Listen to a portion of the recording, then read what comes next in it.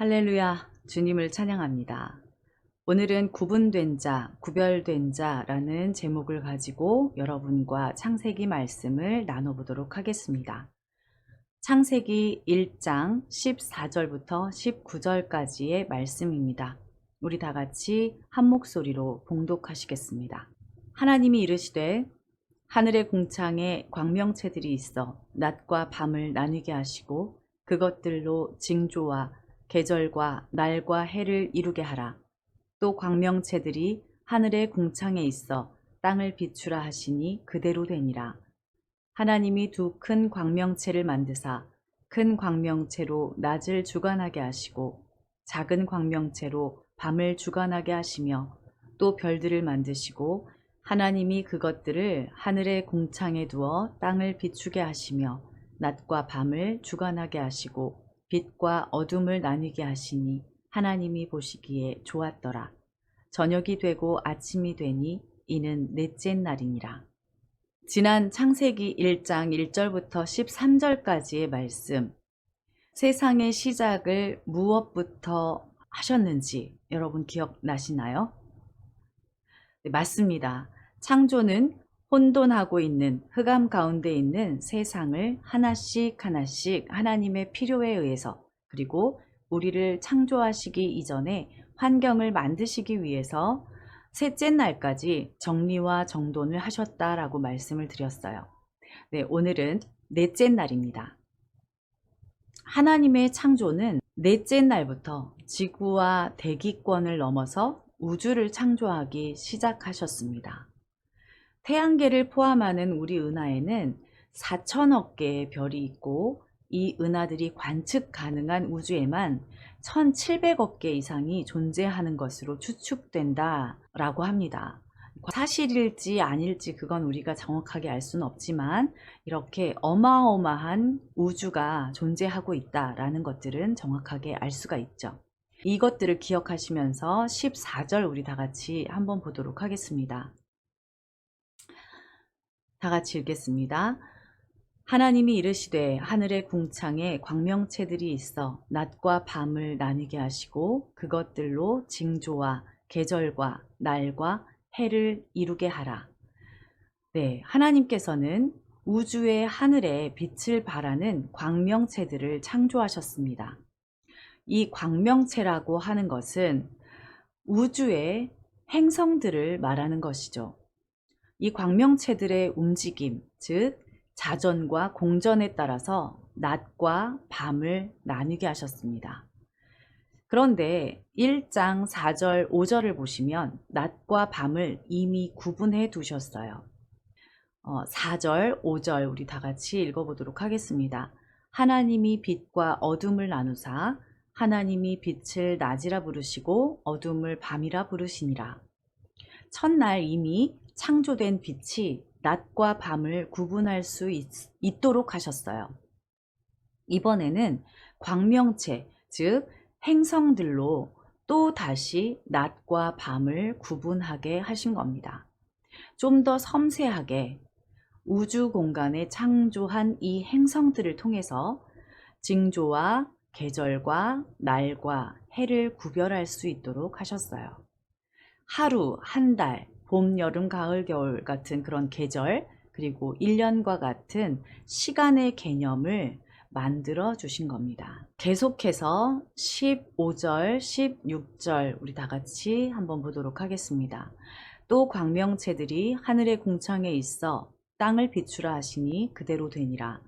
하나님이 두 큰 광명체를 만드사 큰 광명체로 낮을 주관하게 하시고 작은 광명체로 밤을 주관하게 하시며 또 별들을 만드시고 우주의 광명체들에게 뭐라고 말했나요? 우주의 광명체들에게는 우주를 비추는 게 아니라 땅을 비추라라고 말씀하셨어요. 또한 16절에는 지구와 가까운 곳에 있는 큰 광명체인 해를 만들고 또한 작은 광명체인 달을 만드셨습니다.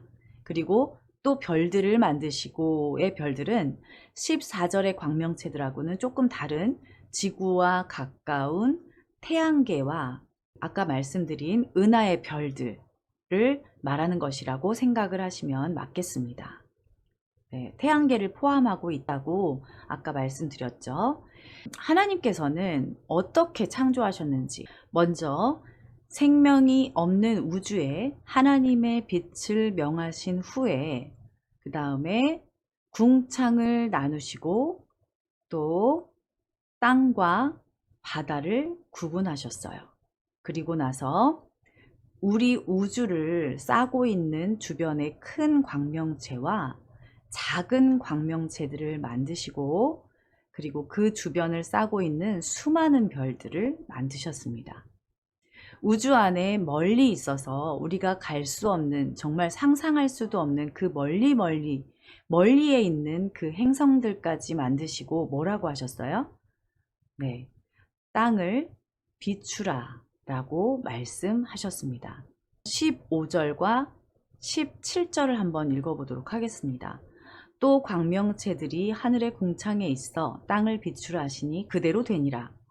17절 한번 볼게요. 하나님이 그것들을 하늘의 궁창에 두어 땅을 비추게 하시며, 이렇게 되어 있어요. 한번 생각을 해볼게요. 광명체들에게 땅을 비추라고 말씀하시는 그 하나님, 하늘의 별들과 해와 달들을 왜 만드셨는지, 만드신 목적을 알 수가 있죠. 네, 목적입니다. 좀 더 생각을 한번 해볼게요. 우리 집에는 전구, 조명이 있어요. 없는 분 없죠. 뭐 호롱불 켜고 계시는 분은 안 계실 거예요. 그죠? 조명이 누군가에 의해서 만들어졌겠죠. 네, 누가 만들었습니까? 네, 누군가가 만들었어요. 자, 그러면 여러분들 집에 있는 그 조명들을 나는 나를 위해서 직접 만들었다 하시는 분 계신가요? 만든 사람은 따로 있지만 누구를 위해서 설치가 되어 있는 거죠. 맞습니다. 누구를 위해서죠? 나를 위해서. 그 집에 살고 있는 그 누군가를 위해서 어떤 사람이 만들었어요. 하나님도 마찬가지입니다. 우리에게 필요한 조명을 만드신 거예요. 하나님께서 필요해서 만드신 것이 아니라 우리에게 필요한 환경들을 만들어 주셨다고 생각하시면 됩니다. 그 집에 살고 있는 사람을 위해서 만들고 배선을 해서 달아 놓았겠죠. 하나님께서는 하늘에 있는 그 광명체들을, 해와 달과 별을 하나님을 위해서 만드신 게 아니라 우리를 위해서, 우리가 창조될 것을 이미 계획하셨기 때문에 하나님께서는 우리에게 조명을 만들어 주신 거다라고 생각하시면 되겠습니다. 하나님께서는 이렇게 세밀하신 분입니다. 하늘의 별들을 통해서도 우리를 향하신 하나님의 사랑이 얼마나 크고 놀라운지를 발견할 수 있게 됩니다. 자, 우리 다 같이 18절, 19절 다 같이 읽겠습니다. 낮과 밤을 주관하게 하시고 빛과 어둠을 나누게 하시니 하나님이 보시기에 좋았더라. 저녁이 되고 아침이 되니 이는 넷째 날이니라. 하나님께서 해로 낮을 다스리게 하시고 달로 밤을 다스리게 하시면서 더욱 분명하게 낮과 밤을 구분해 두셨어요. 자, 첫째 날에 근원적인 빛을 낮으로, 어둠을 밤으로 구분하셨죠. 그리고 우주의 별들로도 낮과 밤을 구분하셨어요. 또 세 번째는 해와 달로 낮과 밤을 구분하셨어요. 이렇게 반복적으로 빛과 어둠, 낮과 밤 계속해서 구분을 하는 이유가 뭘까요? 그리고 창조의 과정을 9구절이나 되게 많이 할애해서 심혈을 기울여 창조하신 이유가 뭘까요? 그곳은 우리가 살 수 없는 곳이지만 우리를 위해서 존재하는 곳입니다. 한치의 오차 없이 창조가 되어야 할 공간이며 인간의 관리 영역이 아닌 것입니다.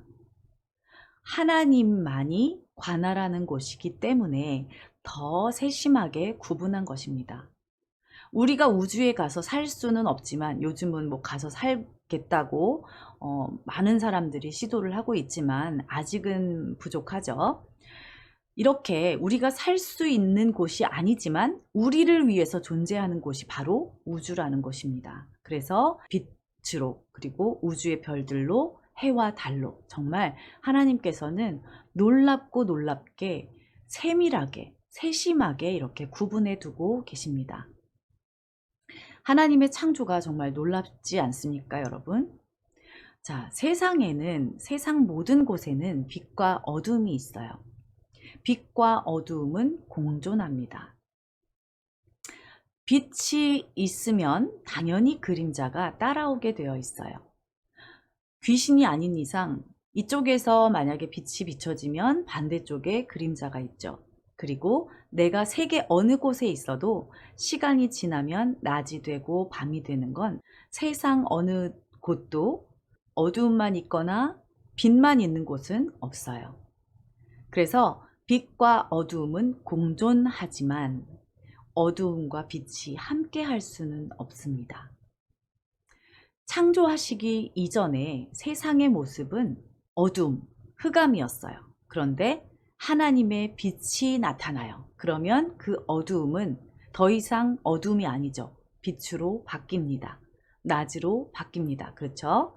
그렇다면 선과 악은 함께 할 수 있을까요? 선과 악은 공존하지만 구분하고 구별하여서 분명하게 나뉘게 됩니다.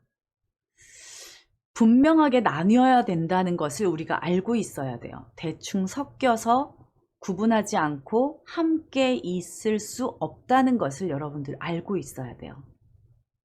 우리가 이 빛을 선택한다면 어두움은 도망갑니다. 우리가 선을 선택한다면 악은 더 이상 내 것이 아닙니다. 요즘은 정말 무서운 사람들이 많아요. 사이코패스, 연쇄살인마, 정말 사람을 감정 없이 죽이는 이 사이코패스, 연쇄살인마들이 정말 많은데요.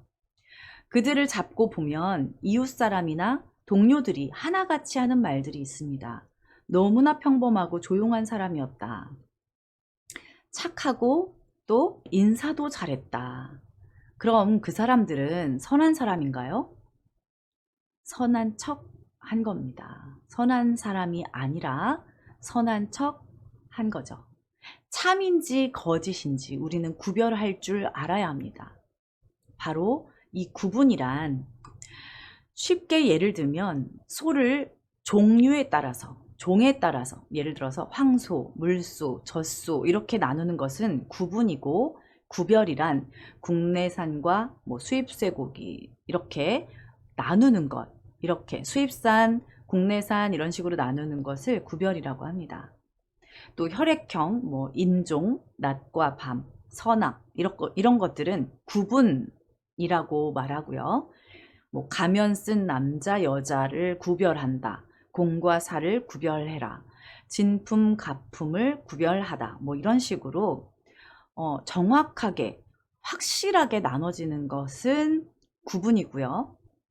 완전히 종류가 다른 거죠. 그런 것들은 거의 종류가 다른 것들은 구분이라고 하고 우리가 그 구분되어진 것들 중에서 구별해내야 되는 것들이 또 있습니다. 하나님께서는 분명히 선과 악을 구분해 두셨고 우리는 그것들 안에서 구별되어야 합니다.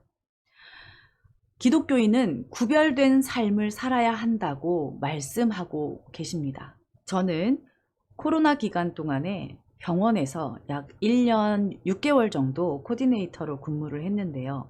하루 종일 리셉션에 앉아 있으면 정말 많은 사람들을 봅니다.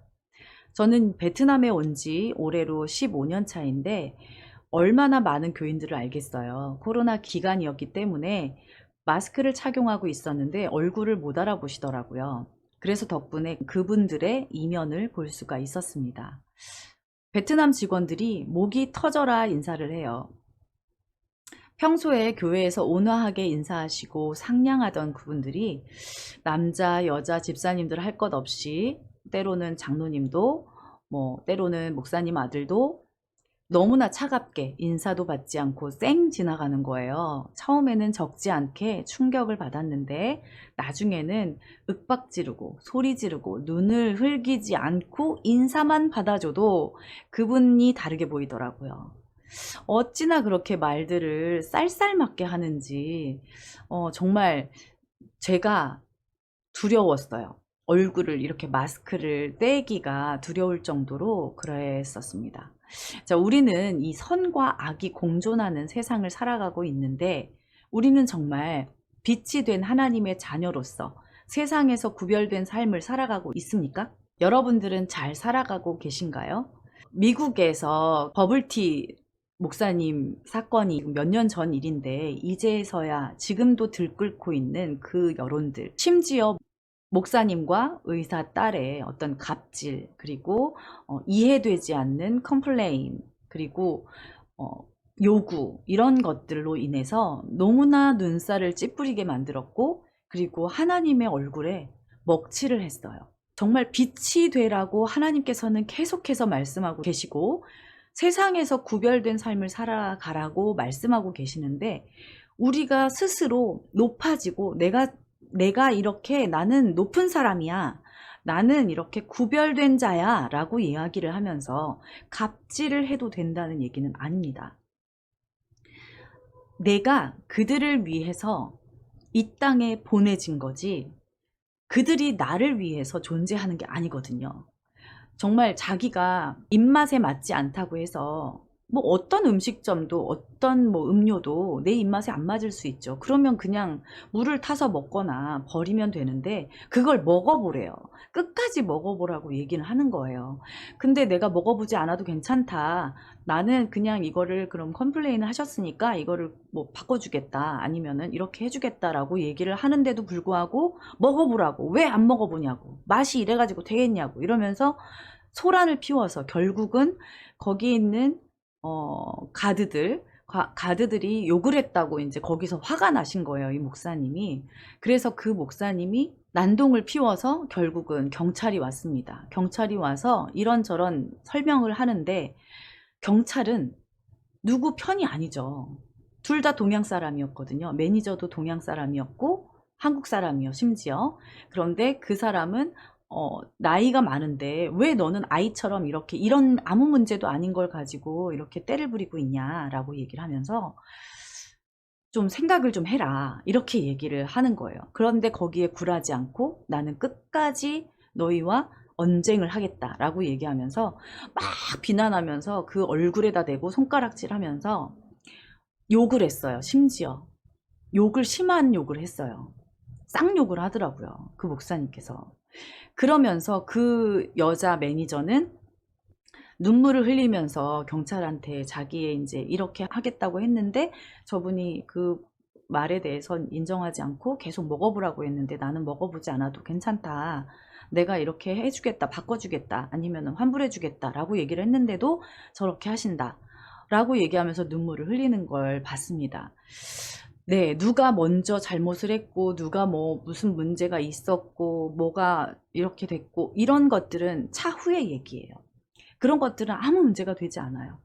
어디서나, 언제나, 나에게도 언제든지 있을 수 있는 일이에요. 그런데 그 문제를 어떻게 해결하느냐, 그리스도인으로서 그것을 어떻게 해결하고 어떤 방법으로 컴플레인을 하느냐, 그런 문제에 대해서 여러 가지 어떤 생각들을 하게 만드는 그런 버블티 사건이 있었습니다. 지금도 영상이 계속 돌아다니고 그 목사님은 어떤 교단에서 정말 중차대한 역할을 하시고 은퇴하신 분이세요. 그리고 사역도 정말 열심히 하셨던 분 같아요. 도대체 하나님 말씀을 어떻게 전했길래 사람들을 그렇게 비난하면서 욕하면서 그렇게 할 수 있는지 저는 그게 너무 이해가 너무 충격적이었어요. 그냥 일반인이라도 이해가 안 되는데 심지어 목사님이다. 이렇게 말을 해서 너무나 부끄러웠습니다. 그 영상을 보면서 그리고 거기에 달린 댓글들을 보면서 우리 기독교인들이 이렇게 살아야 되겠는가 라는 생각을 했습니다. 정말 우리가 구별된 삶을 살아가고 있는가? 나는 내가 교회 안에서만 경건하지 않은가? 내가 정말 사람들이 보이는 곳에서만 경건하지 않은가? 이런 것들을 생각해보는 그런 시간들이 되었으면 좋겠습니다.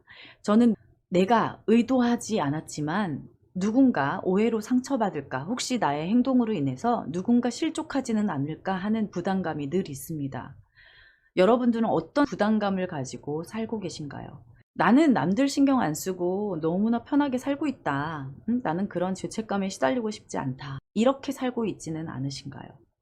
그렇다고 세상을 두려워하고 피하란 말씀은 아닙니다. 쉽게 포기하지 마세요. 우리는 빛과 소금이 되어야 해요.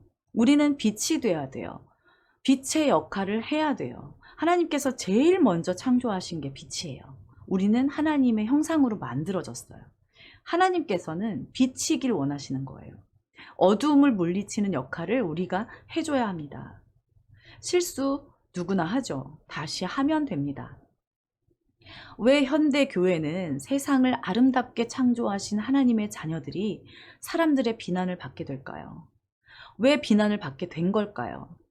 왜 우리는 사회에서 기독교인이라는 걸 세상에 밝히기가 부끄럽고 꺼려지는 걸까요? 왜 나중에 친해지고 나서야 그걸 밝히게 될까요? 왜 교회에선 한없이 천사 같은 분들이 나가면 진상 손님이 될까요? 빛으로 살아가기를 선택하지 않기 때문입니다. 우리가 구별된 삶, 선과 악, 빛과 어둠으로 구분되었다고만 생각하고 구별된 삶을 살지 않기 때문입니다. 옛날에는 그래도 기독교인이라고 하면 그래도 정직하고 그래도 성실하고 그래도 믿을 만한 사람이다 라는 그런 인식이 있었습니다. 그런데 요즘은 이기적이고 나쁘고 피해 끼치고 개념 없는 개독교라는 이야기를 듣고 있죠. 이것이 누구의 잘못인가요? 빛을 선택하지 않고 선을 선택하지 않으면서 하나님은 내 모습 이대로를 사랑하시니까 라고 자기 연민에 빠져 있지는 않으신가요? 태초에 하나님이 천지를 창조하셨던 그 세상을 그 보시기에 좋았더라 하신 그 모습 그대로 우리가 유지하고 하나님의 마음, 그 마음 그대로 우리가 살아간다면 어땠을까요? 그 마음 그대로 우리가 살았다면 어땠을까요? 우리는 빛이 되는 삶이 아니라 선과 악이 구별되지 않은 애매모호한 그런 상태로 우리가 살아가고 있는 건 아닌지, 창조의 역사를 통해서 하나님께서 내 안에 악한 것들은 걷어내고 구별되기를 우리에게 요구하시는 게 아닐까라는 생각을 이 시간에 하게 됩니다. 마지막으로 여러분들은 창조의 말씀을 보면 어떤 생각이 드시나요? 하나님의 창조의 세계를 보면 정말 우리를 향한 사랑과 배려가 얼마나 크신지 알 수 있습니다. 우리 하나님께서는 우리가 매일매일 어둠 속에서 힘들게 살아가라고 우리를 세상 속에 보내지 않으셨어요. 흑암 가운데, 어둠 가운데, 혼돈 가운데 우리를 던져 놓으시고, 야, 너희들이 한번 만들어봐. 너희들이 한번 살아봐. 라고 하지 않으셨어요. 하나님의 창조는 우리가 힘든 인생을 살아갈지라도 오늘 하루가 지나면 내일은 반드시 새롭게 시작할 수 있도록 매일 다시 반복되게 디자인이 되었다라는 걸 오늘 말씀에서 가르쳐 주고 있습니다. 여러분들 중에 혹시 어두운 밤을 지내고 계신 분이 계신가요? 혹시 힘들고 어려운 과정을 겪어내고 계신 분이 계신가요?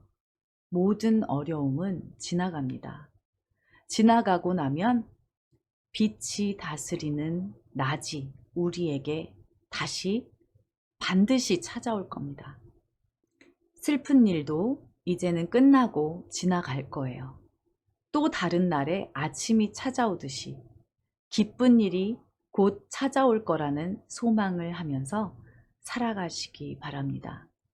그것은 창조의 섭리이기 때문입니다. 하루하루, 한 달, 두 달, 또 1년, 2년, 3년 이렇게 소망의 날들이 쌓여간다면 우리는 하나님께서 말씀하신 영원한 복을 누리게 될 것입니다. 아멘. 자, 이 시간 우리 다 같이 기도하는 시간을 가질 텐데요. 말씀 생각하시면서 기도를 하겠습니다. 우리 아버지 하나님께서는 우리를 위해서 광활한 우주의 조명까지도 만들어 주셨어요. 우리를 위해서 바다와 땅도 만들어 주시고 우리에게 많은 권한도 주셨어요. 앞으로도 우리 하나님의 창조 속에 담겨져 있는 그 하나님의 사랑을 생각하면서 하루하루 살아갈 수 있는 저와 여러분이 되셨으면 좋겠습니다. 그분의 능력 안에 누리시면서 구별된 하나님의 자녀로 살아가시길 주님의 이름으로 축복합니다. 말씀 생각하시면서 우리 다 같이 자유롭게 기도하시면서 예배를 마치겠습니다.